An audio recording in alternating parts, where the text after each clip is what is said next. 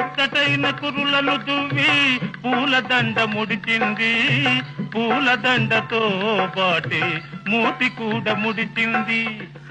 నాపై కోపం వచ్చింది, వచ్చిన కోపం తెచ్చింది. అంద సందాల వన్నెలాడి అయినా బాగుంది. భక్తి జరగాలి బాగా ముస్తాబయింది. అంద సందాల వన్నెలాడి ఎంతో బాగుంది. ఓహో భక్తి దొరకాని